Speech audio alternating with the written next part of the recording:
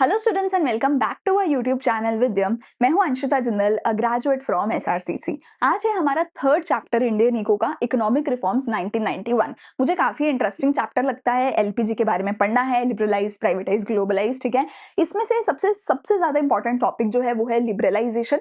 और किसी पे क्वेश्चन बने या ना बने, लिबरलाइज पे बनता है। उसके अंदर 5-6 पॉइंट्स है लिबरलाइजेशन के, ठीक है ना। Financial sector reform, tax reform, investment, है ना, ये वो। उनमें से किसी ना किसी पॉइंट पे क्वेश्चन गारंटीड बनता ही बनता है। प्राइवेट पे नहीं बनता, ग्लोबल पे नहीं बनता, उन सब पे बने या ना बने नहीं, कभी आता है कभी नहीं आता, पर इस पे हर बार आता है। लॉन्ग क्वेश्चन बनता है लिबरलाइजेशन के किसी ना किसी एक पॉइंट पे, ठीक है। सो वो छोड़ना नहीं है गलती से। बाकी मैं डिटेल में हर चीज समझाने वाली हूँ, ठीक है। तुम्हें बस अपने नाम की अटेंडेंस लगा के प्रॉमिस करना है कि वन शॉट का मतलब वन शॉट में ही सुनोगे। जितना भी चैप्टर, जितना भी लेक्चर हो, 1 घंटे से कम का होगा, उसको एक बार में ही बैठ के सुनोगे। कोई आलस नहीं करोगे, कोई डिस्ट्रैक्शन नहीं होगी, पहली बार में पूरा करोगे, ठीक है। बाकी डिस्क्रिप्शन में सारे लिंक्स हैं, कुछ भी चाहिए, नोट्स वगैरह, व्हाट एमसीक्यूज वगैरह, इंस्टाग्राम, सब कुछ है। सब जगह पे जाके फॉलो कर लो, तुम्हारे काम का बहुत सारा कंटेंट है, ठीक है।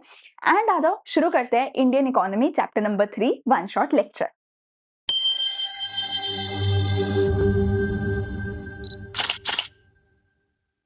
तो स्टार्ट करते हैं हमारे लेक्चर को इंट्रोडक्शन के साथ। सबसे पहले इस चैप्टर में समझते हैं कि हमें क्या कुछ पढ़ना है। तो कहते हैं कि टोटल हमारे 3 तरीके की इकोनॉमीज होती हैं, capitalist, socialist and mixed economy. Chapter 2 में भी सबसे पहले आपने यही पढ़ा था, है ना। तो हमने बोला कैपिटलिस्ट इकोनॉमी में क्या होता है, जो प्राइवेट सेक्टर है वही सारे काम करता है ना, वही ओन करता है, कंट्रोल करता है, ऑपरेट करता है सारे मीन्स ऑफ प्रोडक्शन को।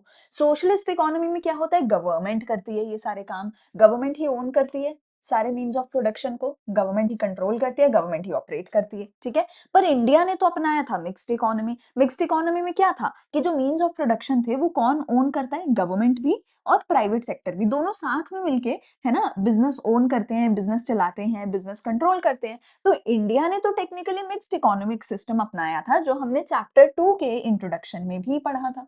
पर कहते हैं असलियत काफी अलग थी। Reality was very different from what we have read, ठीक है। रियलिटी में तुमने पढ़ा है कि चैप्टर 2 में तुमने पढ़ा है क्या हुआ था कि जो हमारा पब्लिक सेक्टर था, गवर्नमेंट था, उसी ने डोमिनेट किया, उसी ने कंट्रोल करा पूरी इकोनॉमी को। उन्होंने बहुत ज्यादा रेगुलेशंस लगाए इकोनॉमी पे। रेगुलेशन मतलब जब गवर्नमेंट अलग अलग तरीके के कंट्रोल लगाती है ना। जैसे गवर्नमेंट ने लाइसेंसिंग सिस्टम लाया, गवर्नमेंट ने आईपीआर लाया, गवर्नमेंट ने बोला कि प्राइवेट सेक्टर काम नहीं कर सकता। सो कहते हैं जब गवर्नमेंट ऐसे रेगुलेट करने लग जाती है ना, बिजनेसेस को, इकोनॉमी को, तो हमारे साथ तो एक्चुअल में वो हो रहा था। 1950 से लेके 1990 तक यही हुआ है। हमने चैप्टर 2 में बाखूबी पढ़ा है, ठीक है ना। गवर्नमेंट सेक्टर, गवर्नमेंट जो है वो काफी अच्छी खासी इन्वेस्टमेंट कर रही थी, बट प्राइवेट सेक्टर जो था उसको बिल्कुल इग्नोर कर दिया। प्राइवेट सेक्टर बिल्कुल इन्वेस्ट नहीं कर रहा था, प्राइवेट सेक्टर बिल्कुल भी बिजनेस नहीं कर रहा था। तो एक्चुअल में तो देखा जाए कहीं ना कहीं सोशलिस्ट इकोनॉमी थी हमारी। ऑन पेपर तुम कह सकते हो कि डेमोक्रेसी में तुमने लिख दिया, कॉन्स्टिट्यूशन में लिख दिया कि हमारी मिक्स्ड इकोनॉमी है, पर एक्चुअल में तो सोशलिस्ट थी भैया। क्योंकि प्राइवेट सेक्टर को क्या करना पड़ता था, लाइसेंस लेना पड़ता था। प्राइवेट सेक्टर के ऊपर क्या थी, इंपोर्ट सब्सटीट्यूशन थी, टैरिफ थे, कोटा थे, है ना। प्राइवेट सेक्टर के ऊपर तो ये सब था, तो बेचारा प्राइवेट सेक्टर तो बिजनेस कर नहीं पा रहा था। एक्चुअल रियलिटी तो ये थी। तो इसकी वजह से क्या हुआ, 1990 तक आते आते इंडिया में काफी बड़ा इकोनॉमिक क्राइसिस पैदा हो गया था। इसकी वजह से 1990 तक आते आते इंडिया में इकोनॉमिक क्राइसिस आ गया था, बहुत बड़े लेवल का। सो देखो बेसिकली क्या हुआ, किसी भी देश में ना गवर्नमेंट को और प्राइवेट सेक्टर को ना साथ में मिलके काम करना चाहिए, ठीक है। प्लस उसके साथ ना किसी भी देश में फॉरेन सेक्टर होना चाहिए। बहुत सिंपल बात है, आपको भी पता है। अगर किसी भी सेक्टर में कंपटीशन ज्यादा होगा, अगर ज्यादा कंपटीशन होगा, तो हर कोई ट्राई करेगा कि मैं ज्यादा एफिशिएंटली बिजनेस करूं। क्योंकि अगर मैं अच्छा बिजनेस नहीं करूंगी तो मेरा कॉम्पिटिटर आगे निकल जाएगा, मेरा बिजनेस बंद हो जाएगा। पर अगर कंपटीशन होगा ही नहीं तो मैं लेजी हो जाऊंगी। फिर तो मुझे पता है ना कि रेस में मैं अकेले ही भाग रही हूँ, तो फर्स्ट तो मैं ही आऊंगी, राइट। तो मैं बिजनेस अच्छे से नहीं चलाऊंगी, मैं एफिशिएंसी पे ध्यान नहीं दूंगी, मैं कॉस्ट कट करने पे, प्राइसेस कम करने पे, उस सब पे ध्यान नहीं दूंगी, कस्टमर की डिमांड्स पे ध्यान नहीं दूंगी। और एक्चुअल में हुआ भी यही। क्या हुआ, प्राइवेट सेक्टर को तो लाइसेंस लेना पड़ता, प्राइवेट सेक्टर अलाउड नहीं था बिजनेस करना।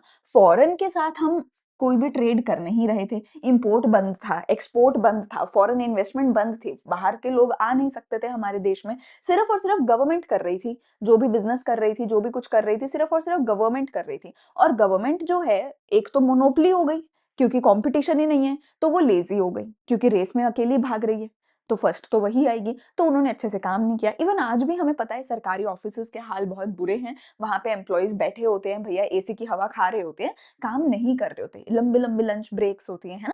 हमें भी पता है कि गवर्नमेंट का काम बहुत अच्छा नहीं होता, ऊपर से करप्शन होती है ना? ऊपर से ये होता है कि भैया पहले एक फाइल इधर दो, फिर उधर दो, लंबी-लंबी लाइन लगती है कि इतनी देर लगेगी, फाइल 10 जगह घूमेगी, दसों जगह पैसे देने पड़ेंगे, फिर जाके काम होता है ना? सो गवर्नमेंट की प्रॉब्लम्स ही बहुत सारी थी, व्हिच इज़ व्हाई 1990 तक आते-आते मतलब 40 साल तक सोचो वो सारी प्रॉब्लम्स चलती रही।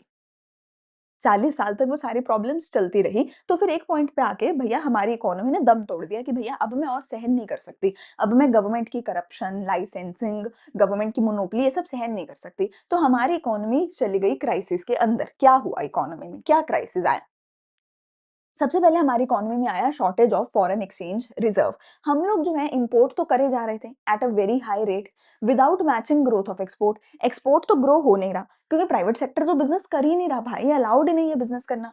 पर इंपोर्ट तो हो रहा है यार, कुछ एक अमीर ज्यादा तो होते ही हैं, बिल्कुल ऐसा नहीं है कि 100% ऑफ लोग गरीब हैं, कुछ लोग तो अमीर होते ही हैं, वो तो इंपोर्ट करवाती हैं। तो इंपोर्ट बढ़ता जा रहा है, एक्सपोर्ट हो नहीं रहा। अरे डोमेस्टिकली प्रोडक्शन नहीं हो रही, एक्सपोर्ट कहाँ से होगी, है ना? तो एक्सपोर्ट हो नहीं रहा, व्हिच इज़ व्हाई हमारा पैसा बाहर जाता जा रहा है, बाहर से पैसा अंदर नहीं आ रहा है। तो हमारे जो फॉरेन एक्सचेंज रिज़र्व थे भैया वो बहुत ही ज़्यादा कम हो गए थे।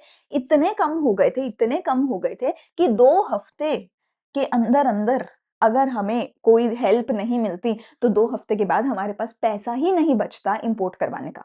मतलब हमारा देश बैंकरप्ट हो जाता, हम 2 हफ्ते के बाद बाहर से इम्पोर्ट ना करवा पाते, फॉरेन एक्सचेंज खत्म हो जाता, रिज़र्व खत्म हो जाता। फॉरेक्स रिजर्व कौन बना के रखता है अपने पास? कमेंट सेक्शन में बताओ मुझे, ठीक है? दूसरी चीज़ इनएफिशिएंट मैनेजमेंट थी। गवर्नमेंट ऑब्वियसली जो है अच्छे से मैनेजमेंट नहीं कर पा रही थी, ब्यूरोक्रेसी थी, रेड टेपिज्म था, करप्शन थी, ठीक है? तो गवर्नमेंट के जो है रेवेन्यू अच्छे नहीं हो रहे थे। गवर्नमेंट के जितने भी बिज़नेसेस थे, a lot of the companies were in losses. In fact अब जब गवर्नमेंट ने फिर प्राइवेट सेक्टर के लिए खोला, उसके बाद सरकारी कंपनियाँ कम्पीट ही नहीं कर पाईं, है ना? तुम देखो बीएसएनएल वगैरह जो सरकारी कंपनियाँ पहले चलती थी, अब वो चलती ही नहीं। वो हमारे एयरटेल, रिलायंस, वोडाफ़ोन इनके सामने चल ही नहीं पाई, ठीक है ना? सो गवर्नमेंट कंपनीज़ जो हैं वो लॉसेस कर रही थी, ठीक है? गवर्नमेंट स्पेंडिंग तो कर रही थी डेवलपमेंट प्रोग्राम पे, लेकिन उससे कोई रेवेन्यू गवर्नमेंट के पास आ नहीं रहा था। गवर्नमेंट का टैक्स रेवेन्यू गिरता जा रहा था, वो बढ़ नहीं रहा था, ठीक है? पब्लिक सेक्टर एंटरप्राइज़ेज़ से जो खर्चा आ रहा था, वो भी गिरता जा रहा था। तुमने पढ़ा है ना गवर्नमेंट बजट वाले चैप्टर में? गवर्नमेंट बजट वाले चैप्टर में तुमने पढ़ा है ना गवर्नमेंट के 2 तरीके के रेवेन्यू होते हैं, या तो टैक्स रेवेन्यू होता है या तो नॉन टैक्स रेवेन्यू होता है। अरे टैक्स या नॉन टैक्स पैसा तो वो देगा ना जिसके पास होगा। अरे अगर गरीबों के पास पैसा ही नहीं है, वो तुम्हारा टैक्स कहाँ से भरेंगे?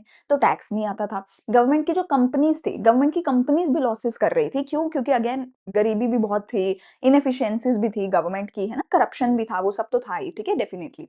फिर आया डेट बर्डन। गवर्नमेंट क्या कर रही थी भैया अपने खर्चे चलाने के लिए? देखो खर्चा बहुत हो रहा है, इनकम हो नहीं रही है, ठीक है? तो खर्चे चलाने के लिए लोन ले रही थी। लोन पे लोन लेती जा रही थी, लेती जा रही थी। तो डेट का बर्डन बढ़ता जा रहा था। सो गवर्नमेंट अपने खर्चे मीट करने के लिए बोरो करती जा रही थी, दूसरी कंट्री से, इंटरनेशनल इंस्टीट्यूशन से। और एक पॉइंट पे आके इतना बुरा हाल हो गया था कि कोई भी दूसरा देश, कोई भी दूसरी सरकार हमें लोन देने को तैयार ही नहीं थी। They were not willing to lend to India. वो लोग हमें लोन देने को तैयार ही नहीं थे क्योंकि हमारी हालत खराब हो चुकी थी।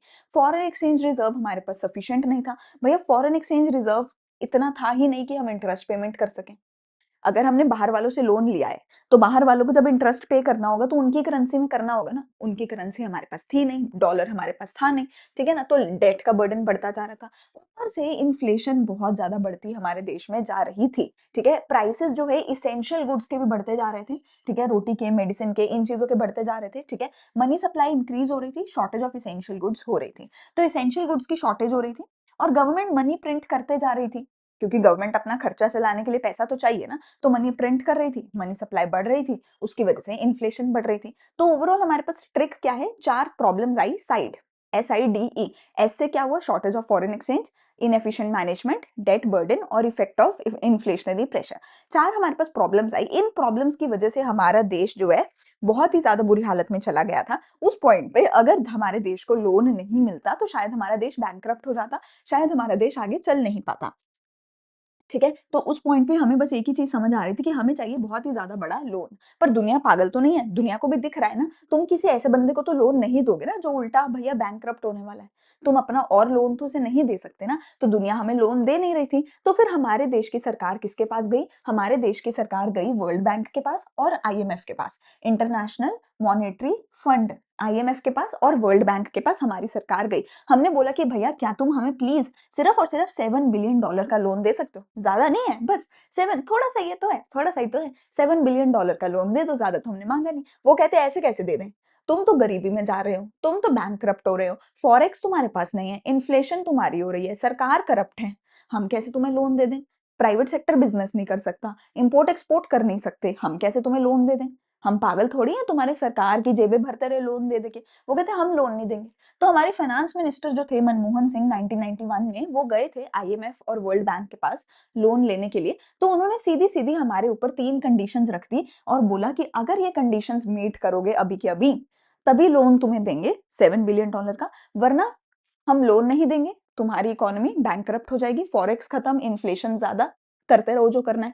तो सरकार ने बोला नहीं, नहीं, नहीं, नहीं, ये तो नहीं हो सकता, लोन तो हमें चाहिए। तो ठीक है, हम तुम्हारी कंडीशन मान लेते हैं। तो इंडिया ने उनकी सारी कंडीशंस को मान लिया और कंडीशंस मानने के बाद हमें $7 बिलियन का लोन मिल गया। कंडीशंस क्या थी? पहली कंडीशन थी कि आपको ट्रेड रिस्ट्रिक्शंस खत्म करनी होगी। दूसरी कंडीशन थी कि आपको प्राइवेट सेक्टर की रिस्ट्रिक्शन खत्म करनी होगी। तीसरी थी कि तुम्हें गवर्नमेंट का रोल डिक्लाइन करना होगा, यानी कि तुम्हें लिबरलाइज़ करना होगा, तुम्हें प्राइवेटाइज़ करना होगा और तुम्हें ग्लोबलाइज़ करना होगा। टोटल 3 काम तुम्हें करने होंगे। क्या मतलब है इन तीनों का? एक-एक करके समझते हैं। पहली चीज़, जो भी रिस्ट्रिक्शंस तुम खत्म कर रहे हो, मतलब तुम पहले रिस्ट्रिक्टेड थे, अब तुम फ्री हो रहे हो, फ्री हो रहे हो, रिस्ट्रिक्ट खत्म हो रही है, रिस्ट्रिक्शन खत्म हो रही है। तो फ्री होना मतलब लिबरलाइज़ होना। ठीक है? गवर्नमेंट का रोल कम हो जाएगा, तो किसका रोल बढ़ जाएगा? प्राइवेट सेक्टर का। सो इट मीन्स प्राइवेटाइजेशन होना। ट्रेड रिस्ट्रिक्शन खत्म हो जाएगी। ट्रेड किसके साथ होता है? दूसरे देशों के साथ। इंपोर्ट एक्सपोर्ट की रिस्ट्रिक्शन मत खत्म हो जाएगी तो मतलब तुम्हारा देश ग्लोबलाइज हो जाएगा। तो इन शॉर्ट 3 चीजें बोली गई थी, लिबरलाइज, प्राइवेटाइज, ग्लोबलाइज करो अपने देश को। अच्छा जी, क्या होते हैं ये लिबरलाइज वगैरह? एक-एक करके पढ़ेंगे। पर उससे पहले समझ लो उस टाइम पे जो हमने इकोनॉमिक पॉलिसीज़ बनाई थी, वो बेसिकली 2 तरीके की थी, 2 ग्रुप्स में डिवाइड करी गई थी। क्या-क्या? एक तो था शॉर्ट टर्म मेजर, एक था लॉन्ग टर्म मेजर। देखो अब मान लो तुम एकदम से बहुत बड़ी प्रॉब्लम में चले गए हो, ठीक है? तुम इतनी बड़ी प्रॉब्लम में चले गए हो कि आगे तुम्हारा सर्वाइवल मुश्किल हो गया है। मतलब लेट्स से अगर कोई इंसान बहुत ही ज़्यादा बीमार हो गया, हॉस्पिटल में एडमिट है, तो अभी इमीडिएटली वो क्या करेगा? अभी इमीडिएटली वो जो एग्ज़ैक्ट बीमारी है, उसको ठीक करेगा। उसके लिए बहुत सारी दवाइयाँ खानी पड़ेंगी, कोई सर्जरी होगी, जो भी होगा, अभी एग्ज़ैक्ट उस प्रॉब्लम को सॉल्व करेगा। मतलब अभी लेट्स से दिन की 10 गोलियाँ खानी पड़ेंगी। लेकिन जब वो उस प्रॉब्लम से बाहर निकल जाएगा, क्या वो वापस वही लाइफ़स्टाइल पे चला जाएगा कि दारू भी पिएँगे, सुट्टा भी मारेंगे? नहीं, उसके बाद भी डॉक्टर बोलते हैं कि देखो अभी तुम बीमारी से बाहर आ गए हो, पर अब तुम्हें हेल्दी लाइफस्टाइल मेंटेन करना पड़ेगा। 2 चीज़ें होती हैं। तो एक तो होता है कि जो एग्ज़ैक्ट बीमारी है, सबसे पहले तो दवाइयाँ खा-खा के उस बीमारी को खत्म करो और फिर जब ठीक हो गए हो तो ट्राई करो दोबारा बीमारी ना हो, अपना एक हेल्दी लाइफस्टाइल मेंटेन करो, ठीक है ना? तो एक तो था कि उस टाइम पे भैया एग्ज़ैक्टली शॉर्ट टर्म के लिए कुछ 1-2 साल के लिए स्टेबलाइज़ करो अपनी इकोनॉमी को कि जो इतना बड़ा संकट आन पड़ा है, पहले इस संकट से बाहर निकलो, स्टेबलाइज़ करो। और फिर अपना पूरा स्ट्रक्चर ही बदल दो ताकि दोबारा कभी ये संकट आए ही ना। तो सबसे पहले हमने स्टेबलाइजेशन मेजर्स करे, ठीक है? जिसमें हमारी बैलेंस ऑफ पेमेंट की जो वीकनेस थी उसको करेक्ट किया हमने, जो इन्फ्लेशन थी, ठीक है? उसको हमने करेक्ट किया।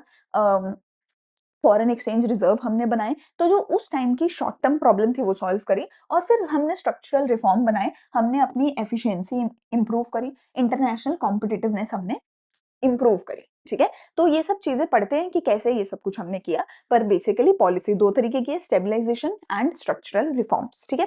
तो टोटल 3 तरीके की पॉलिसीज़ इन दोनों के अंदर मिला के आई, लिबरलाइज़, प्राइवेटाइज़, ग्लोबलाइज़। लिबरलाइज़ का मैंने मतलब बता दिया, लिबरल होना मतलब फ्री होना, ठीक है? हम बोलते हैं ना कि भैया ये बंदे की तो सोच बहुत पुराने विचारों वाला है, ठीक है? और कुछ लोग बोलते हैं इसकी सोच बहुत लिबरल है, मतलब ये बहुत फ्री सोच का है बंदा है, बहुत मॉडर्न फ्री तरीके से जीने वाला इंसान है। तो लिबरल मतलब फ्री। तो लिबरल में के अंदर हमने क्या किया था, हर तरीके की removal of entry and growth restriction, हर तरीके की रिस्ट्रिक्शन हमने हटा दी थी हमारे प्राइवेट सेक्टर एंटरप्राइज से। प्राइवेटाइजेशन के अंदर हमने क्या किया था, सरकारी कंपनियां बेच दी थी, सरकारी कंपनियों की ओनरशिप को ट्रांसफर कर दिया था प्राइवेट सेक्टर के पास। और ग्लोबलाइजेशन के अंदर हमने क्या किया था, अपने देश को इंटीग्रेट किया था वर्ल्ड इकोनॉमी के साथ, अपने देश को ओपन अप कर दिया था कि अब हम पूरी दुनिया के साथ ट्रेड करेंगे। तो लिबरलाइज, प्राइवेटाइज, ग्लोबलाइज हमने किया था। ठीक है, एक एक करके इनका मतलब समझते हैं। इसमें से लिबरलाइजेशन वेरी वेरी इंपॉर्टेंट है, मेरे से लिख कर ले लो बेटा कि लिबरलाइजेशन के अंदर ना 4-5 रिफॉर्म्स है अलग अलग। ठीक है, किसी ना किसी एक रिफॉर्म पे क्वेश्चन पक्का आएगा। प्राइवेट ग्लोबल, इस पे क्वेश्चन कभी कभार आ जाता है, नहीं आता है, पर इसके ऊपर जरूर आता है। ठीक है, लिबरलाइजेशन में एक ना एक रिफॉर्म का क्वेश्चन आएगा। तो लिबरल का मतलब क्या है, हर तरीके की रिस्ट्रिक्शन को हम बंद कर खत्म कर दें, प्राइवेट सेक्टर को फ्री कर दें। क्यों करना है, ताकि फुल इकोनॉमिक पोटेंशियल अनलॉक हो सके। ठीक है ना, इकोनॉमी में जितने भी रिसोर्सेज है वो यूज हो सके। सरकार तो नहीं कर सकती हर रिसोर्स को यूज, प्राइवेट सेक्टर कर सकता है। ठीक है, एफिशिएंसी इन ऑपरेशंस इंक्रीज हो। ऑब्वियसली प्राइवेट सेक्टर जो है वो ज्यादा एफिशिएंटली काम करेगा, क्योंकि वो प्रॉफिट के लिए काम कर रहा है। ठीक है, कंपटीशन बढ़े, कंपटीशन बढ़ेगा तो बिजनेस इंप्रूव होगा। ठीक है, एंड प्राइवेट सेक्टर और एमएनसीज एनकरेज हो पैसा कमाने के लिए, बिजनेस करने के लिए, स्टार्टअप्स करने के लिए। ठीक है, कैसे किया जाएगा, इसके लिए हम इंडस्ट्रियल सेक्टर रिफॉर्म लेकर आए, फाइनेंशियल सेक्टर रिफॉर्म लेकर आए, टैक्स में लेकर आए, फॉरेक्स में लेकर आए, ट्रेड और इन्वेस्टमेंट पॉलिसी लेकर आए। सो मैंने क्या बोला, टोटल 5 हैं। इन पांचों में से किसी ना किसी एक पे गारंटी दे रही हूं कि आएगा ही आएगा क्वेश्चन। ठीक है, अच्छा, अब आते हैं सबसे पहले इंडस्ट्रियल सेक्टर रिफॉर्म्स पे। एक एक करके पांचों को पढ़ते हैं। इसके अंदर जो भी डेटा लिखा है, ये डेटा याद होना चाहिए आपको। मैं बहुत कम बोलती हूँ कि ये चीजें रट्टा मार लो, पर जो चीजें होती हैं इंपॉर्टेंट वो रट्टा मारनी ही पड़ती हैं। और ये उनमें से एक है कि जो भी पांचों रिफॉर्म्स हैं, इसमें अलग अलग तरीके का डेटा आपको दे रखा है, वो सारा डेटा आपको याद करना पड़ेगा। इंडस्ट्रियल सेक्टर रिफॉर्म में क्या कहता है कि भैया हमारे पास ना पहले लाइसेंसिंग थी, और हमें ना मतलब हमें लाइसेंसिंग, हमने पढ़ा था ना कि आईपीआर के अंदर क्या था, शेड्यूल ए, शेड्यूल बी, शेड्यूल सी। और सी में हमने बोला था कि तुम्हें लाइसेंस लेना पड़ेगा। दुनिया में किसी भी चीज की इंडस्ट्री तुम खोलना चाहते हो, इंडिया में अगर किसी भी चीज की इंडस्ट्री तुम खोलना चाहते हो, तुम्हें लाइसेंस लेना पड़ेगा। हमने ये बोला था चैप्टर 2 में। अब सरकार ने क्या बोला कि तुम्हें ना सब पे लाइसेंस नहीं लेना, सिर्फ 18 इंडस्ट्रीज के लिए लाइसेंस लेना है। अगर बाकी किसी इंडस्ट्री में कदम रखना है तो बिना लाइसेंस के ले सकते हो। फिर सरकार ने वो भी कम करके सिर्फ 5 कर दी कि इन पांचों के लिए लाइसेंस लेना पड़ेगा। कौन सी, दारू, सुट्टा, डिफेंस, एक्सप्लोसिव, केमिकल। सिर्फ इन पांचों के लिए तुम्हें लाइसेंस लेना पड़ेगा और किसी के लिए तुम्हें लाइसेंस नहीं लेना पड़ेगा। ठीक हो गई बात, alcohol, cigarettes, defence, explosive, chemical. Because of course these are very important things. मतलब अल्कोहल और सिगरेट तो सरकार ऑब्वियसली इससे पैसा कमाती है, और ये बहुत इंपॉर्टेंट चीजें हैं, तो इसको सरकार फ्री नहीं छोड़ सकती। तो इनके लिए लाइसेंस लेना पड़ेगा। ठीक है, और किसी के लिए लाइसेंस नहीं लेना पड़ेगा। जो तुम्हारा दिल करे वो इंडस्ट्री खोल सकते हो बिना लाइसेंस के। फिर सरकार ने अपना पब्लिक सेक्टर का रोल डिक्रीज किया। पहले सरकार की 17 ऐसी इंडस्ट्रीज थी, है ना, जहां पे सरकार काम कर सकती थी, सरकार शुरू करेगी तो ही प्राइवेट सेक्टर आएगा। वो 17 से डिक्रीज करके 8 करी गई, और फिर 8 से डिक्रीज करके सिर्फ 3 कर दी गई, एटॉमिक एनर्जी, रेलवे और डिफेंस। कि इन मामलों में सिर्फ सरकार ही काम कर सकती है, प्राइवेट सेक्टर नहीं कर सकता। लेकिन इन तीनों के अलावा कहीं भी प्राइवेट सेक्टर काम कर सकता है। ठीक है, एसएसआई, स्मॉल स्केल इंडस्ट्रीज को रिजर्वेशन दी गई थी, पिछले चैप्टर में पढ़ा था, वो यहाँ पर खत्म कर दी गई। अब सबके लिए इक्वल है, मार्केट में किसी को भी कुछ भी बेचना है बेचो, डिमांड सप्लाई के बेस पे प्राइस डिसाइड हो जाएगा, जो बेचना है बेचो। MRTP act change to competition act 2002। ठीक है, पहले सरकार क्या करती थी, रिस्ट्रिक्ट करती थी। ठीक है, मार्केट में ज्यादा प्रोटेक्शन ज्यादा देती थी, रिस्ट्रिक्शन ज्यादा लगाती थी, फ्री कंपटीशन नहीं होने देती थी। अब सरकार कहती है कंपटीशन करो, सारे आओ, सारे बिजनेस करो, सारे कंपटीशन करो, सारे एफिशिएंटली पैसा कमाओ, सारे पैसा कमाओ, सारे स्टार्टअप्स करो, सब लोग आगे बढ़ो। तो जितना कंपटीशन होगा उतना बिजनेस बेहतर होगा। तो सरकार कंपटीशन एक्ट लेकर आई 2002 में, जिसके अंदर क्या बोला गया कि जितने लोगों को कंपटीशन करना है, जितने लोगों को बिजनेस बनाना है बनाओ। ठीक है, ताकि ज्यादा से ज्यादा लोग पैसा कमा सके, ज्यादा से ज्यादा एम्प्लॉयमेंट मिल सके। अगला आया financial sector reform. Financial sector reform ये भी काफी ज्यादा इंपॉर्टेंट है ओवरऑल इन सब में से। पहला क्या किया गया, रोल ऑफ आरबीआई चेंज करा गया, रेगुलेटर से फैसिलिटेटर बनाया गया। कहते हैं पहले आरबीआई रेगुलेट करता था, मतलब आरबीआई बताता था बैंक्स को तुम्हें क्या करना है, कब करना है, कैसे करना है। आरबीआई एक-एक चीज़ पे नज़र रखता था और एक-एक चीज़ बताता था कि आरबीआई से पूछे बिना पहले तुम कुछ कर ही नहीं सकते थे। पहले रेगुलेट करता था। अब फैसिलिटेटर हो गया है। अब क्या है तुम अपना कर सकते हो। आरबीआई बस नज़र रखेगा चुपचाप और जहाँ तुमने गलती करी सिर्फ वहाँ आरबीआई आएगा, वहाँ पे आके तुम्हें पकड़ेगा, वरना आरबीआई तुम्हें कुछ नहीं बोलेगा। पहले क्या था, उससे बिना पूछे तुम कुछ नहीं कर सकते थे। अब क्या हो गया, जो करना है करो, पर आरबीआई नज़र रखेगा, फैसिलिटेट करेगा, दैट्स इट, ठीक है? तो ये इंपॉर्टेंट पॉइंट है।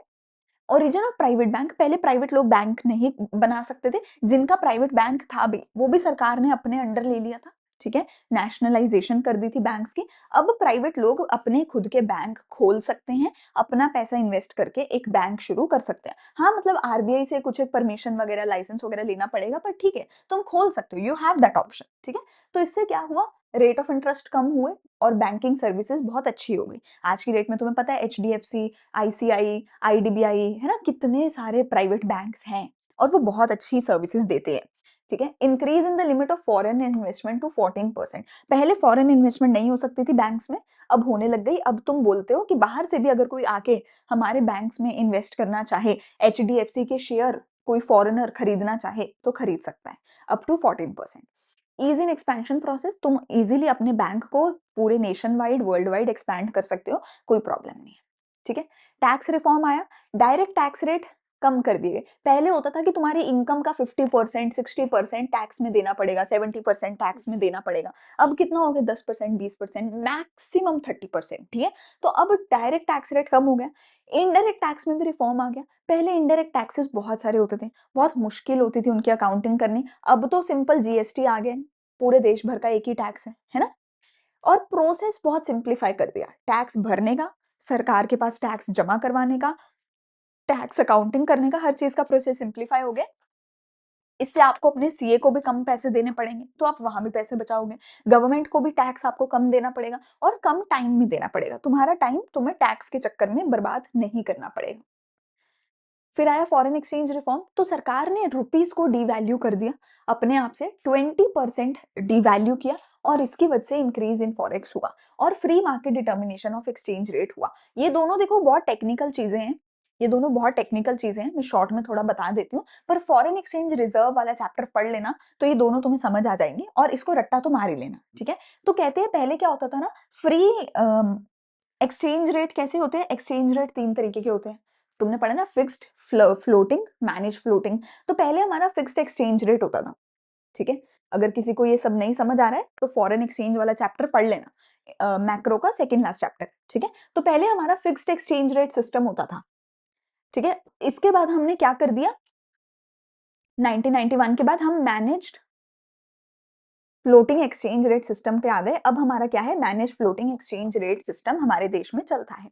दूसरी चीज, हमने अपने रुपीस को जानबूझ के डीवैल्यू किया था। अच्छा, डीवैल्यू और डेप्रिसिएशन में क्या फर्क होता है, जरा कमेंट सेक्शन में बताओ मुझे, ठीक है? तो हमने अपने रुपीस को जानबूझ के डीवैल्यू किया था। रुपीस की मतलब जो वैल्यू थी इन टर्म्स ऑफ डॉलर, उसको डिक्लाइन, उसको रिड्यूस किया था। मतलब लेट्स से अगर पहले 20 रुपीस पर डॉलर था, हमने खुद ही उसकी वैल्यू को कम कर दिया और 25 रुपीस पर डॉलर कर दिया। इससे क्या हुआ, इससे क्या हुआ, फॉरेनर्स के लिए इंडियन रुपी सस्ता हो गया। फॉरेनर्स के लिए इंडियन रुपी सस्ता हो गया, तो फॉरेनर्स इंडिया से सामान मंगवाने लग गए, तो इंडिया के एक्सपोर्ट बढ़ गए और हमारे लिए डॉलर महंगा हो गया। जो डॉलर पहले 20 का था अब हमें 25 का मिलेगा, तो हमारे लिए डॉलर महंगा हो गया, तो अब हम इंपोर्ट कम करवाएंगे। तो इसकी वजह से, डीवैल्यूएशन की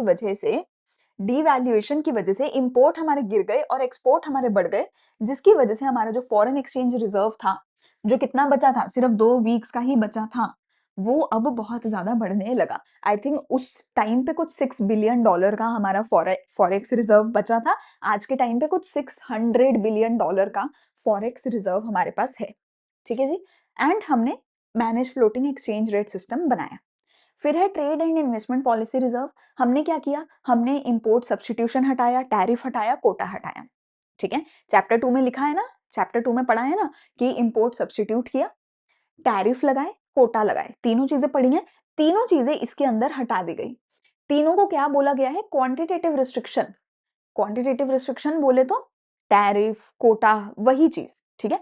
तो वो हटा दिया गया, इंपोर्ट से भी, एक्सपोर्ट से भी। एक्सपोर्ट ड्यूटी बिल्कुल खत्म कर दी। एक्सपोर्ट करना है करो, कोई टैक्स नहीं लगेगा। इंपोर्ट करना है करो, थोड़ा-सा टैक्स लगेगा। पहले बहुत हाई टैक्स लगता था, 100% का टैक्स लगता था। अब इंपोर्ट करना है करो, थोड़ा-सा टैक्स लगेगा। ठीक है? इंपोर्ट लाइसेंसिंग बहुत कम कर दी गई, पहले बहुत ज़्यादा स्ट्रिक्ट थी। ठीक है? इन सब की वजह से क्या हुआ? वर्ल्ड मार्केट में हमारी कॉम्पिटिटिवनेस बढ़ने लगी। इन सब की वजह से हमारे रॉ मटेरियल जो है ईज़िली सस्ते रॉ मटेरियल इंपोर्ट होने लगे। अच्छा एक चीज़ याद रखना, इंडिया ने ये सब किया था 1991 में, चाइना ने ये सब कुछ कर दिया था 1978 के अराउंड। पाकिस्तान ने किया था हमसे भी 1-2 साल पहले 1989, 88, 89 के अराउंड, ठीक है? तो मतलब हमने टेक्निकली तीनों में सबसे आखिरी में किया है और चाइना हमसे 10 साल आगे निकल गया सिर्फ इसकी वजह से कि चाइना ने यही लिबरलाइज़, प्राइवेटाइज़, ग्लोबलाइज़ हमसे 10-12 साल पहले कर दी, तो चाइना हमसे आगे निकल गया।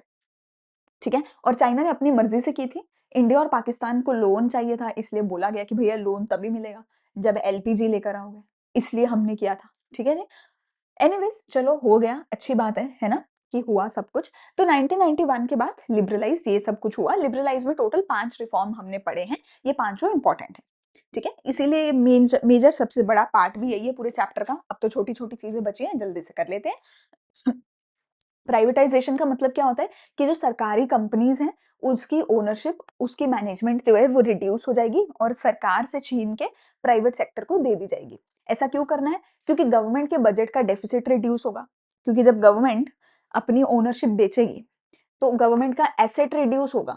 एसेट के बदले में पैसा तो मिलेगा सरकार को प्राइवेट सेक्टर से, फ्री में थोड़ी दे रही है, बेच रहे हो, बेच के पैसा तो मिलेगा सरकार को, तो गवर्नमेंट बजट का डेफिसिट रिड्यूस होगा। कॉम्पिटिटिव एनवायरनमेंट होगा, मैनेजमेंट एफिशिएंटली होगी, प्राइवेट सेक्टर प्रॉफिट के लिए काम करता है, तो वो एफिशिएंटली काम करेगा।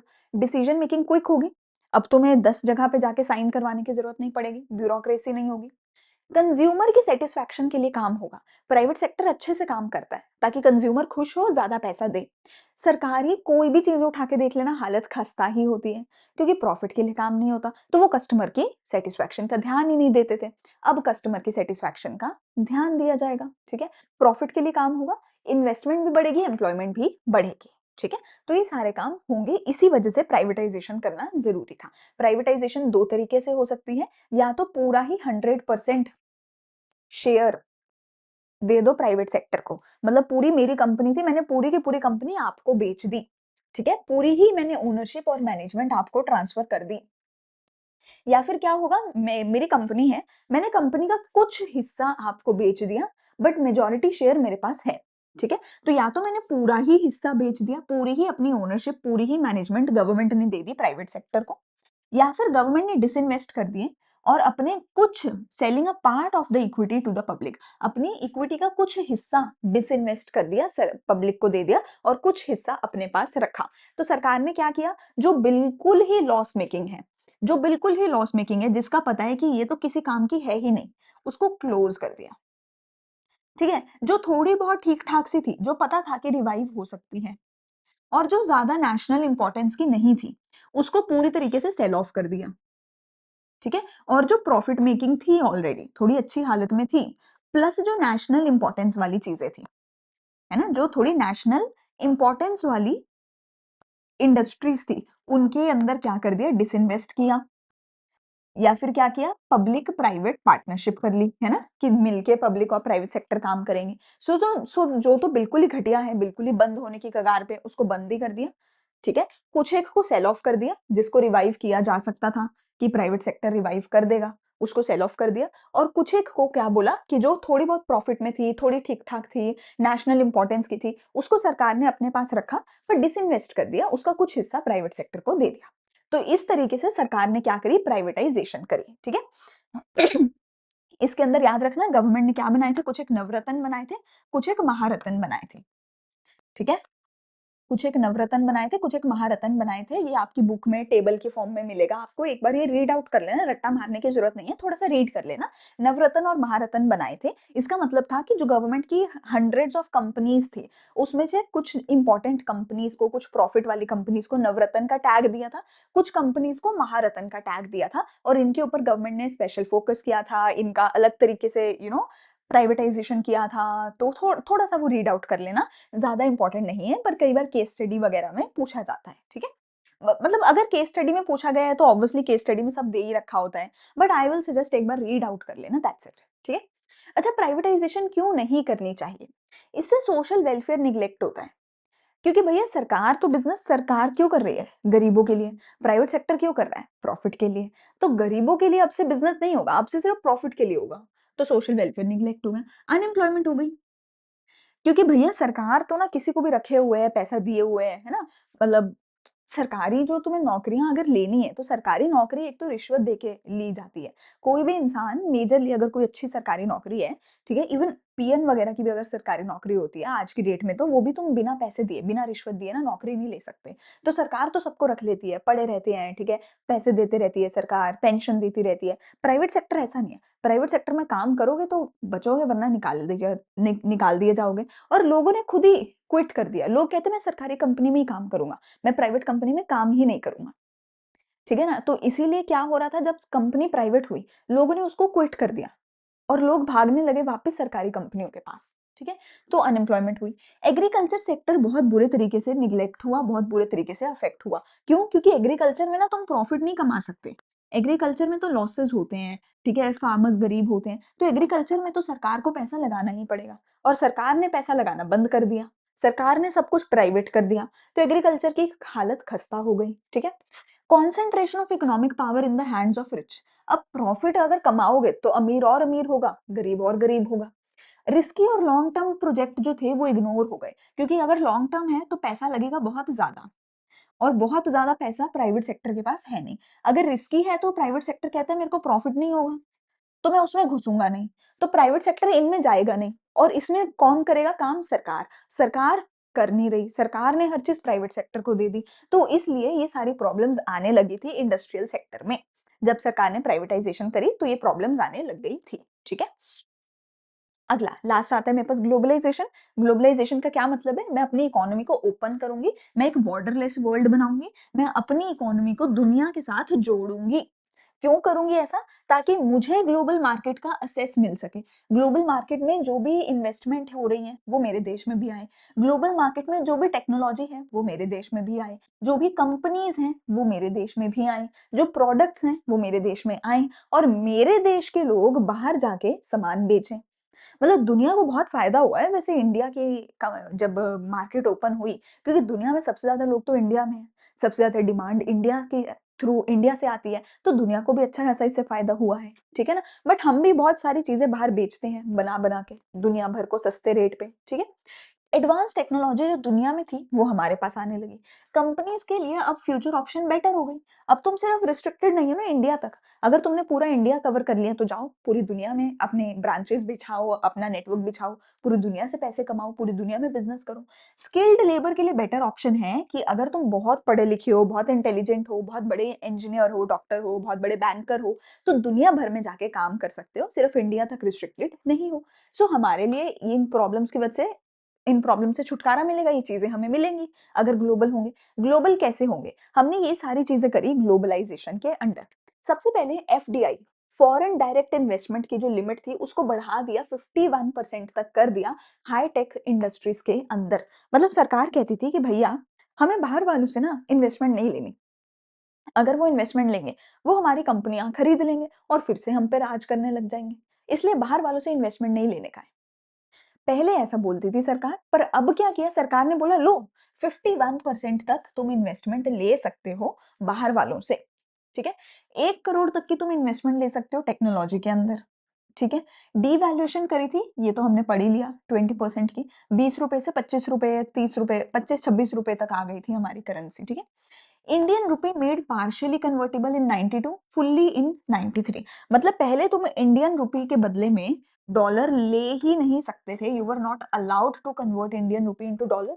फिर 92 में बोला गया कि तुम ना थोड़ा सा एक लिमिट लगा दी, लेट्स से 10 लाख रुपए, कि 10 लाख रुपए के बदले ही डॉलर ले सकते हो, उससे ज्यादा कन्वर्ट नहीं करवा सकते।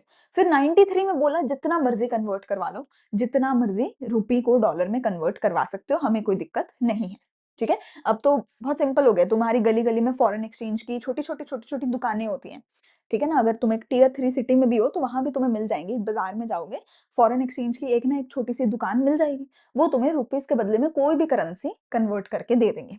और जितना मर्ज़ी उतना ले सकते हो। हमने 5 ईयर एक्सपोर्ट इम्पोर्ट पॉलिसी बनाई, ठीक है? 92 से 97 की, मतलब जो 5 ईयर प्लान था 92 से 97 का, उसका मेन फोकस एक्सपोर्ट और इम्पोर्ट के ऊपर था। और हमने कस्टम ड्यूटी को रिड्यूस कर दिया 250 से 10% पे लिया है, ठीक है? तो ग्लोबलाइज़ेशन के अंदर हमने ये सारा कुछ करा। पर ग्लोबलाइज़ेशन क्यों नहीं करनी चाहिए थी इंडिया को या छोटे देशों को या डेवलपिंग कंट्रीज़ को जिनकी जीडीपी कम है, जो थोड़े गरीब हैं, उनको ग्लोबलाइज़ेशन क्यों नहीं करनी चाहिए? क्योंकि इससे डेवलप्ड कंट्री का फ़ायदा होता है। डेवलप्ड कंट्री के कंपनीज़ बड़े-बड़े, वो कंपनियाँ हमारे देश में आएँगी, हमारे देश को लूट के ले जाएँगी। तो इससे डेवलप्ड नेशंस को फ़ायदा होता है, हमारे नेशन को नुकसान हो सकता है। गरीबों का वेलफेयर कम हो जाना है, क्योंकि गरीबों को लूट कर ले जाएँगे, गरीबों को है ना मतलब बिज़नेस नहीं करने देंगे, छोटे लोगों को बिज़नेस नहीं करने देंगे, ठीक है? इकोनॉमिक डिस्पैरिटी बढ़ेगी, अमीर-गरीब का भेदभाव बढ़ेगा, अमीर, गरीब होता जाएगा, बिकॉज़ प्रॉफिट के लिए काम कर रहे हो यार, है ना? और प्रॉफिट कहाँ से कमाओगे? गरीब को लूट के। ठीक है ना? और डोमेस्टिक कंपनीज़ को कॉम्पिटिशन फेस करना पड़ेगा जो डोमेस्टिक कंपनियाँ कर नहीं पाएँगी और डोमेस्टिक कंपनियाँ बंद होने लग जाएँगी। होता भी है, हो भी रहा है, बहुत सारी डोमेस्टिक कंपनीज़ जो हैं, वो बंद हुई भी हैं, ठीक है? अगर मैं कोक वगैरह की बात करूँ, तो कोक वगैरह बाहर की कंपनीज़ हैं, वो इतनी ज़्यादा स्ट्रॉन्ग हैं कि और कोई कोला और कोई कोल्ड ड्रिंक हमारे देश में बिकता ही नहीं है कोक, पेप्सी के अलावा, ठीक है ना? हमारे लोकल कोल्ड ड्रिंक्स भी नहीं बिकते हैं, ठीक है ना? तो आउटसोर्सिंग का कहते हैं कि भैया अमीर देशों को ज़्यादा फ़ायदा होता है, गरीब देशों को कम फ़ायदा होता है। ग्लोबलाइज़ेशन का सॉरी, है ना? ग्लोबलाइज़ेशन का अमीरों को ज़्यादा फ़ायदा होता है, गरीबों को कम फ़ायदा होता है। But anyways it's good, it's better to do globalization in the long run आपको भी इकोनॉमी आपकी डेवलप होने लग जाती है। अब ग्लोबलाइज़ेशन की वज़ह से एक आउटकम हमारे पास आया आउटसोर्सिंग जो इंडिया के लिए बहुत अच्छा था, इंडिया को बहुत फ़ायदा हुआ इसकी वज़ह से। तो इंडिया को क्या फ़ायदा हुआ? आउटसोर्सिंग का मतलब क्या है देखो, आउटसोर्सिंग का मतलब है कि ये जो कंपनी है ये अपने छोटे-मोटे काम जैसे बिजली का काम, लेटर-वेटर का काम, थोड़ा बहुत कस्टमर सर्विस का काम, ठीक है? ये कंपनी अपने हायरिंग का, कस्टमर सर्विस का काम किसी बाहर वाले को दे देगी।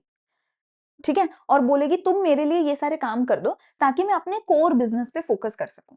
अब ये बाहर किसको देती है काम? बाहर काम देती है ये इंडिया को। तो अमेरिकन कंपनीज़ को अगर छोटे-मोटे काम करवाने हैं, ऐसे काम करवाने हैं जिसमें तुम्हें बस लेबर चाहिए, ठीक है? अब जैसे कस्टमर सर्विस है, कस्टमर सर्विस के लिए तुम्हें लोग चाहिए जो सारा दिन फ़ोन पे बैठे रहें, कस्टमर सर्विस करते रहें। अब वो लोग जो हैं अगर वो अमेरिका से हायर करने लग गए, तो अमेरिकन्स तो माँगेंगे डॉलर में पैसा, इंडियन माँगेंगे रुपीज़ में पैसा। तो इंडियन लोग बहुत सस्ते में कस्टमर सर्विस कर देते हैं अमेज़न की। तो अमेज़न ने अपनी कस्टमर सर्विस की सबसे बड़ी टीम इंडिया में बिठा रखी है। ठीक है ना? तो आउटसोर्सिंग के अंदर क्या होता है कि भैया तुम बिज़नेस सर्विसेज़ ना एक्सटर्नल सोर्सेज़ से लेते हो, mostly from other countries which were previously provided internally. मतलब तुम अपने घर के अंदर अमेज़न अपनी कंपनी के अंदर नहीं बिठा रहा कस्टमर सर्विस। उसने पूरे का पूरा उठा के किसी और को ज़िम्मा दे दिया कि तुम हमारी कस्टमर सर्विस सँभालो। और ये दूसरा कोई कौन है? किसी दूसरे देश में बैठा है, ऐसे देश में बैठा है जहाँ पर लेबर बहुत चीप है, बहुत सस्ती है और वो देश कौन-सा है? ऑब्वियसली इंडिया क्योंकि पॉपुलेशन बहुत ज़्यादा, अनएम्प्लॉयमेंट बहुत ज़्यादा, वेज रेट बहुत कम, लोग काम करने को तैयार हैं, दिन-रात करने को तैयार हैं, कम पैसे पे करने को तैयार हैं, ठीक है ना? तो इंडिया एक बहुत फेवरेबल डेस्टिनेशन बन गया आउटसोर्सिंग के लिए। क्यों? स्किल्ड मैन पावर है, इंग्लिश बोलनी आती है इंडिया में आजकल, ठीक है? लोगों को टियर 2, टियर 3 में भी लोग ठीक-ठाक इंग्लिश बोल लेते हैं, ठीक है? फेवरेबल गवर्नमेंट पॉलिसीज़ हैं, गवर्नमेंट भी सपोर्ट कर ही रही है 1990 के बाद तो। वेज रेट बहुत कम है, आईटी सेक्टर हमारा बूम पे चल रहा है, बहुत ज़्यादा ग्रो हो रहा है। लेकिन जो डेवलप्ड कंट्रीज़ है वो कहती है भैया आउटसोर्सिंग मत करो। अब अमेरिकन तो यही बोलेंगे ना कि ये क्या बात हुई? कंपनी हमारी, अमेज़न देश में हमारे आया, है ना? हमारे देश की कंपनी है, काम करवा रही है इंडियन से, पैसा दे रही है इंडियंस को। तो अमेरिका में तो जॉब ही नहीं क्रिएट हो रही। तो डेवलप्ड नेशन बोलते हैं कि भैया इससे तो पैसा हमारे देश से बाहर जा रहा है। हमारे देश में एम्प्लॉयमेंट कम हो रही है, दूसरे देशों में जा रहे हैं। तो डेवलप्ड नेशंस जो हैं इसके थोड़ा अगेंस्ट होते हैं, लेकिन हमारे जैसे देश के लिए तो ये बहुत अच्छी चीज़ है। ठीक है? अगला, अगला मेरे पास आता है वर्ल्ड ट्रेड ऑर्गेनाइजेशन डब्ल्यूटीओ का छोटा-सा टॉपिक है, थोड़ा-सा पढ़ लो। सो डब्ल्यूटीओ क्या है? इसके अंदर 164 मेंबर्स हैं, ठीक है? पहले इसका नाम जीएटीटी था, फिर इसको 1995 में एस्टैब्लिश किया गया था, 164 इसके मेंबर्स हैं और जीएटीटी से फिर इसका नाम बदल के वर्ल्ड ट्रेड ऑर्गेनाइजेशन कर दिया गया था। जीएटीटी का मतलब क्या है? General agreement on trade and tariff, ठीक है? तो इसका पर्पस क्या है? इसका पर्पस ये है कि पूरी दुनिया में ना हंड्रेड्स ऑफ देश हैं, ये सारे हंड्रेड्स ऑफ देश आपस में बाइंग करेंगे, सेलिंग करेंगे, इन्वेस्टमेंट करेंगे, है ना? एक्सपोर्ट इम्पोर्ट करेंगे, ट्रेड करेंगे और इनके आपस में लड़ाई झगड़ा हो जाएगा। ये आपस में एक-दूसरे को तंग करेंगे, दबाने लग जाएँगे या फिर एक-दूसरे पे फिर से जाके अटैक कर दें, कुछ भी ऐसा कर सकते हैं। तो ये सब नहीं होना चाहिए। शांति से बिज़नेस करो, इंसानों की तरह रहो। तो उसके लिए हमने ल लाया वर्ल्ड ट्रेड ऑर्गनाइज़ेशन जो कहता है कि पूरी दुनिया में रूल्स बनेंगे, रूल्स के बेसिस पे ट्रेड होगा, उन रूल्स को कोई तोड़ नहीं सकता। ये वर्ल्ड लेवल पे सेम रूल्स जो है पूरी दुनिया भर में इस्तेमाल होंगे। उन रूल्स की मदद से पूरी दुनिया भर में एक्सपोर्ट-इम्पोर्ट या पूरा इंटरनेशनल ट्रेड होगा। ठीक है? तो ये ग्लोबल ट्रेड के लिए है, इक्वल अपॉर्च्युनिटी देता है सबको। इंडिया जो है इसमें काफ़ी एक्टिव रोल प्ले करता है। इसने क्या बोला टैरिफ हटाओ, ठीक है? नॉन टैरिफ माने तो कोटास भी हटाओ, टैरिफ भी हटाओ, हर तरीके का बैरियर हटाओ। मार्केट असेस ओपन करो दूसरे देशों के लिए, अपने देश का। रूल है, रूल बेस्ड ग्लोबल ट्रेड है और एनवायरनमेंट प्रोटेक्शन इन चीज़ों पर ये फोकस करता है, ठीक है? और इंडिया भी ऑब्वियसली इसका मेंबर है। अच्छा अब इकोनॉमिक पॉलिसी में अच्छा क्या था, बुरा क्या था? अच्छा क्या था इकोनॉमिक पॉलिसी में कि इसकी वजह से मेरा इन्फ्लेशन रेट गिर गया। इन्फ्लेशन हमारी जो पहले 17% थी, वो अब गिर के 5% पे आ गई एंड 5% का रेट ठीक है, अच्छा है। ठीक है? ऐसा नहीं है कि बिल्कुल ही कम होना चाहिए। 1-2% का अगर इन्फ्लेशन हो, तो उल्टा वो बुरा होता है। 4-5% की रेंज का इन्फ्लेशन ठीक होता है, ठीक है? तो ये अच्छा है हमारे लिए। तो इन्फ्लेशन जो पहले 17% था व्हिच वाज़ इनसेनली हाई, वो नॉर्मल पे आ गया अब, ठीक है? फॉरेन एक्सचेंज रिजर्व मैंने बोला ना जो पहले $6 बिलियन थे, अब ऑलमोस्ट $600 बिलियन हो गए हैं। तो इंडिया के पास दुनिया भर का one of the largest forex reserve है आज की डेट में, ठीक है? राइज इन फॉरेन इन्वेस्टमेंट तो बाहर वाले लोग अब हमारे देश में इन्वेस्टमेंट करने लग गए। पहले तो अलाउड नहीं था, अब अलाउड है। अब फॉरेन डायरेक्ट इन्वेस्टमेंट भी अलाउड है, इंस्टीट्यूशनल इन्वेस्टमेंट भी अलाउड है। तो पहले $100 मिलियन थी, $100 मिलियन और अब $30 बिलियन की इन्वेस्टमेंट हमारे देश में आ गई है बाहर से, ठीक है? एक्सपोर्ट हमारे बहुत ज़्यादा ग्रो हुए हैं, हमारे auto parts, engineering goods, IT services हर चीज़ का एक्सपोर्ट हमारा ग्रो हुआ है पहले से बहुत ज़्यादा। तो डेफिनिटली काफ़ी चीज़ों में इम्प्रूवमेंट तो हुई है। मतलब इंडिया अब एक ग्लोबल लेवल का बन गया है यार, इंडिया में अब ग्लोबल लेवल की कॉम्पिटिटिवनेस आ गई है, ठीक है? अच्छा जी, अगली चीज़ हमारा इकोनॉमिक ग्रोथ रेट बहुत ज़्यादा हो गया है, हमारी जीडीपी जो है बहुत अच्छी बढ़ रही है। पहले 5.6% से बढ़ती थी, अब 7.2% से बढ़ रही है एंड 7.2% का नंबर बुरा नहीं है। काफ़ी अच्छा खासा नंबर है 7.2% per year GDP growth rate का, ठीक है? तुम इस ग्राफ की मदद से देख सकते हो कि हमारा जो एग्रीकल्चर था, 1980 से 91 में 3.6% की ग्रोथ पे था, लेकिन अब एग्रीकल्चर आ गया -0.2% पे, यानी एग्रीकल्चर में तो डिक्लाइन आया है।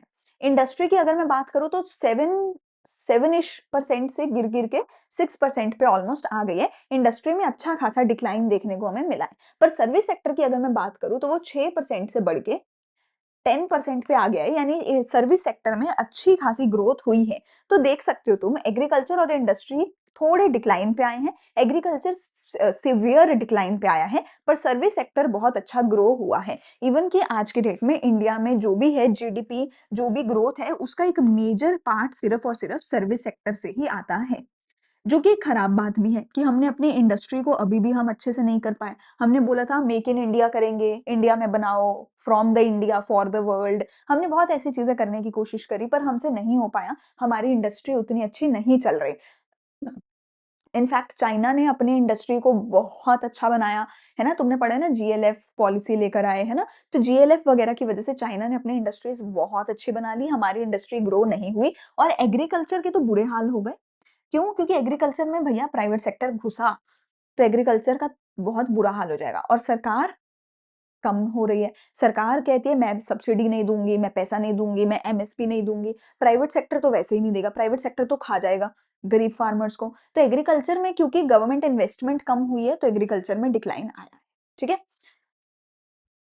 क्रिटिसिज्म क्या है? अब इकोनॉमिक पॉलिसी का क्रिटिसिज्म भी होगा। सबसे पहला क्रिटिसिज्म क्या है कि डिसइन्वेस्टमेंट। गवर्नमेंट ने अपनी प्रॉपर्टीज को सेल ऑफ कर दिया, ठीक है? 2014 एंड मतलब सेल ऑफ करना अच्छी बात थी, पर जैसे सोचा था वैसे कर नहीं पाई। सरकार ने बोला था कि हम 56,000 करोड़ की प्रॉपर्टी सेल ऑफ करेंगे, पर सिर्फ 34 तक ही कर पाए।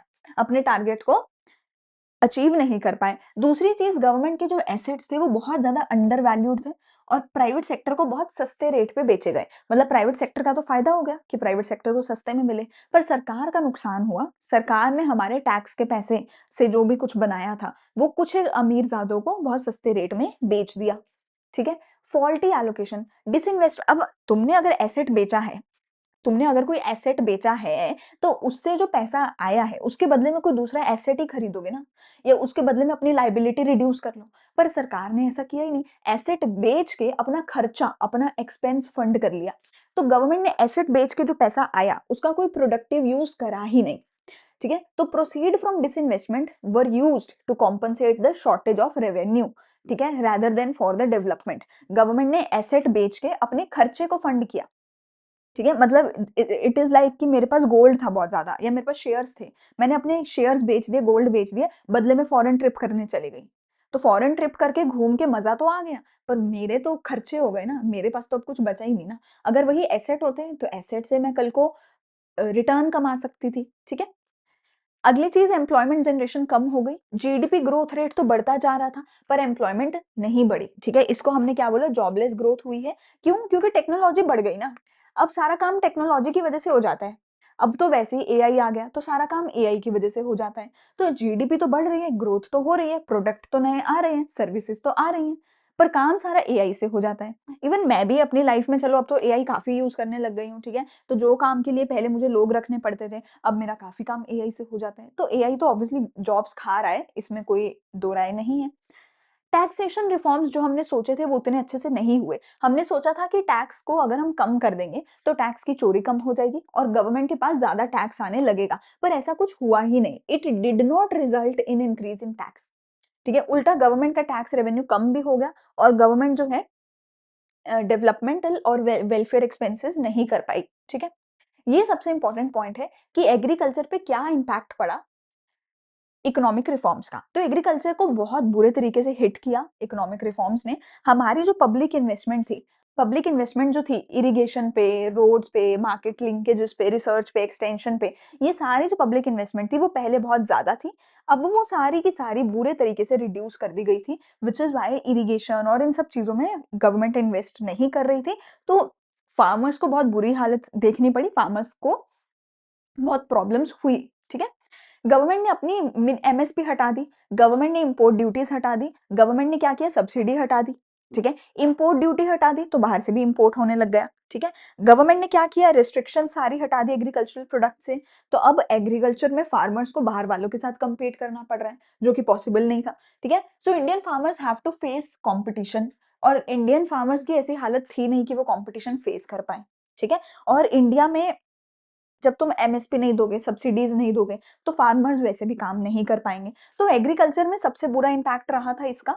ठीक है? लोग अब कैश क्रॉप के टुवर्ड्स जो है शिफ्ट होने लग गए। लोग जो है कैश क्रॉप्स के टुवर्ड्स जाने लगे। कैश क्रॉप्स के टुवर्ड्स अगर तुम जाओगे, तो तुम्हारी फूड क्रॉप्स कम हो जाएंगी, तो तुम्हारा फेमाइन आने लग जाएगा, और वो मत करो। है ना? वो मत करो, क्योंकि रोटी कपड़ा मकान तो चाहिए, रोटी चाहिए, चावल चाहिए, कॉर्न चाहिए, ये सब चीजें तो चाहिए। और लोग कहते हैं कि रोटी में इतना पैसा नहीं है, व्हीट में पैसा नहीं है, कैश क्रॉप्स उगाओ। कैश क्रॉप्स उगा के एक्सपोर्ट करो। अरे भाई, एक्सपोर्ट करके पैसा तो कमा लेगा, लेकिन उस पैसे का करेगा क्या अगर बाजार में तुझे आटा और चावल मिलेंगे ही नहीं? तो फार्मर्स जो हैं एक्सपोर्ट की वजह से फूड ग्रेन से शिफ्ट होके कैश क्रॉप्स करने लग गए, जिसकी वजह से फूड ग्रेन के प्राइसेस बहुत ज्यादा बढ़ गए। ठीक है? और अवेलेबिलिटी कम हो गई, और फर्टिलाइजर पे सब्सिडी कम हो गई। ठीक है? जिसकी वजह से गरीब फार्मर पे बहुत बुरा इंपैक्ट पड़ा। तो ये जो फार्मिंग के 3-4 पॉइंट हैं, एक सब्सिडी कम होना, दूसरा कैश क्रॉप्स, तीसरा removal of MSP, reduction in import duties, और चौथा reduction in public investment. 4-5 point है, ये चारों पांचों पॉइंट को रट लो। व्हाट डू यू मीन, रट लो, दिमाग में यहाँ बैठ जाने चाहिए कि एग्रीकल्चर पे क्या नेगेटिव इंपैक्ट आया, 1 2 3 4, रट दो तोते की तरह, क्योंकि ये क्वेश्चन बनता है, ये क्वेश्चन आता है। ठीक है? अगला, इंडस्ट्री पे क्या नेगेटिव इंपैक्ट आया, बाहर से सस्ते इंपोर्टेड गुड्स आने लगी, तो हमारे लोगों को कंपटीशन फेस करना पड़ा, वो कंपटीशन फेस कर नहीं पाए। हमारा इंफ्रास्ट्रक्चर अच्छा नहीं था। ठीक है? हमारी पावर सप्लाई वगैरह, रोड्स वगैरह, काफी इंफ्रास्ट्रक्चर हमारे खराब थे, विच इज वाई इंडस्ट्री को थोड़ा बुरा इंपैक्ट पड़ा। हमारे नॉन टैरिफ बैरियर वगैरह जब हमने हटाए, तो जो डेवलपिंग कंट्रीज हैं इंडिया जैसी, उसके जो कंपनीज हैं, उसको कंपटीशन फेस करना पड़ता है। जैसे मैं आज भी तुम्हें बता रही हूँ, कोक है, पेप्सी है, कोई भी कोल्ड ड्रिंक उठा के देख लेना, वो कोल्ड ड्रिंक इंडियन है ही नहीं। क्यों? क्योंकि कोक और पेप्सी इतना खा गई पूरी मार्केट को कि इंडियन ब्रांड वहां सस्टेन कर ही नहीं पाता। अब धीरे धीरे हमारे अंबानी जी थोड़ी सी जागे हैं, वो थोड़ा सा इस इंडस्ट्री को देख रहे हैं, थोड़ा सा एंटर कर रहे हैं अंबानी जी। ठीक है? लेकिन अंबानी जी के अलावा को वैसे भी हमारे देश में अंबानी के अलावा और किसी की औकात ही नहीं है कि वो इतनी बड़ी कंपनीज़ के साथ सामने टक्कर ले सके। तो ये बड़ी-बड़ी कंपनीज़ आई और कुछ एक इंडस्ट्रीज़ ऐसी हैं, जहाँ पे इंडियन कंपनी सर्वाइव कर ही नहीं पाती इनके सामने, ठीक है? तो वो थोड़ा हमारी इंडस्ट्रीज़ के साथ घाटा तो हुआ है।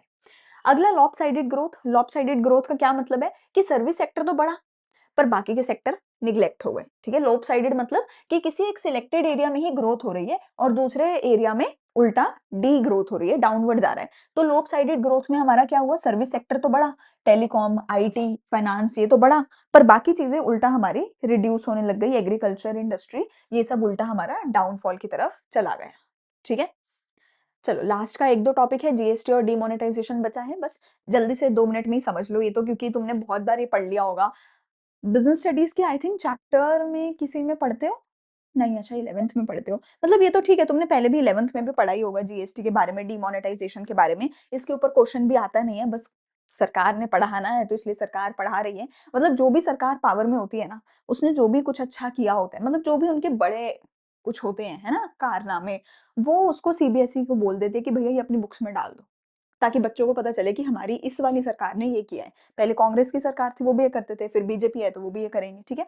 तो बीजेपी ने क्या किया भैया जीएसटी लेकर आए हैं मोदी जी, ठीक है? जीएसटी के अंदर उन्होंने क्या किया है 30 जून 2017 को मिडनाइट सेशन ऑफ पार्लियामेंट में मतलब देखो मोदी जी इतने वो हैं कि उनको जब भी कोई काम करवाना होता है ना, सीधे रास्ते से नहीं जाएँगे क्योंकि सीधे रास्ते से जाएँगे तो लोग बातें करेंगे, रुकावट आ सकती है कुछ भी। आधी रात को पार्लियामेंट का सेशन हुआ था 2017 में 30 जून को मिडनाइट जो है जीएसटी रोल आउट किया गया था। 101th कॉन्स्टिट्यूशन थी, अमेंडमेंट एक्ट था 2016 में 8 सितंबर को, ठीक है? उसके अंदर सरकार ने बोला कि आज से जितने भी टैक्सेस हैं, हर एक टैक्स को खत्म कर दो। सर्विस टैक्स है, कोई भी है मतलब ठीक है, एंटरटेनमेंट टैक्स है, ये टैक्स है, वो टैक्स है, सारे टैक्स आज से खत्म कर दो और सिर्फ एक टैक्स चलेगा हमारा, वो क्या होगा? जीएसटी होगा। स्टेट गवर्नमेंट जो है वो अपना लेवी कर सकती है टैक्स किसके ऊपर? दारू के ऊपर, ठीक है? अल्कोहल के ऊपर वैट लगाया जा सकता है। Tobacco and tobacco products will attract both GST and central excise duty. मतलब सिर्फ दारू पे और टोबैको पे, ठीक है ना? सिर्फ इन चीज़ों पे तुम एक्स्ट्रा टैक्स लगा सकते हो। इसके अलावा हर चीज़ पे जीएसटी लगेगा।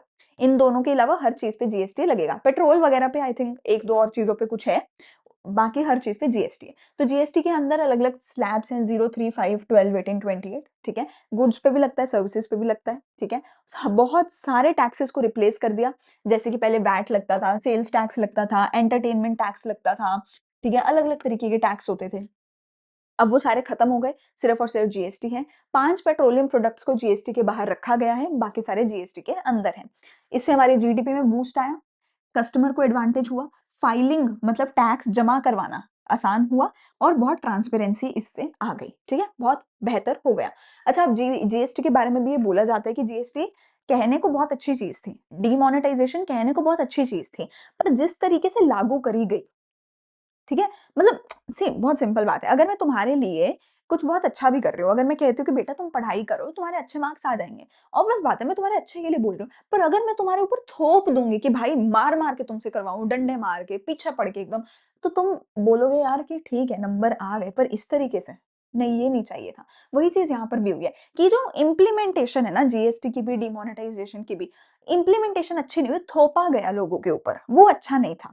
इम्प्लीमेंटेशन में बहुत सारी प्रॉब्लम्स थी, अदरवाइज़ चीज़ें दोनों अच्छी है, जीएसटी भी अच्छा था, डिमोनेटाइज़ेशन भी अच्छा कदम था, पर इम्प्लीमेंटेशन इतनी खराब थी कि उल्टा उसके नेगेटिव इम्पैक्ट बहुत सारे देखने को मिले, जो तुम्हें बुक्स में नहीं पढ़ाएँगे, ठीक है?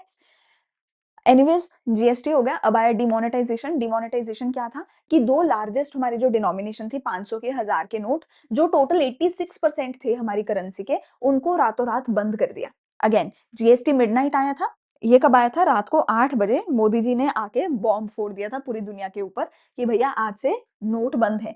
8 नवंबर 2016 को ये हुआ था।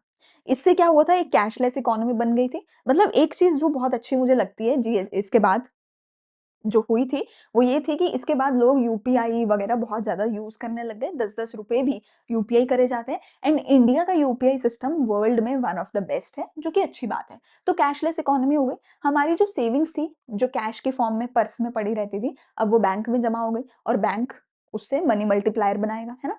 तो वो भी अच्छी बात हो गई, ठीक है?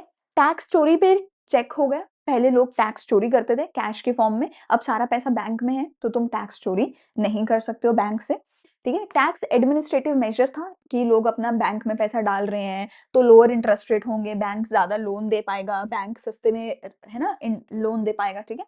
और इससे करप्शन की प्रॉब्लम भी सॉल्व हो रही थी। ये सब सरकार ने बोला था, एक्चुअल में इतना हुआ नहीं था। एक्चुअल में ये सब जो बोला मतलब बोला ये गया था कि हम इसलिए कर रहे हैं और ऐसा होगा, पर एक्चुअल में इतना नहीं हुआ था, ठीक है?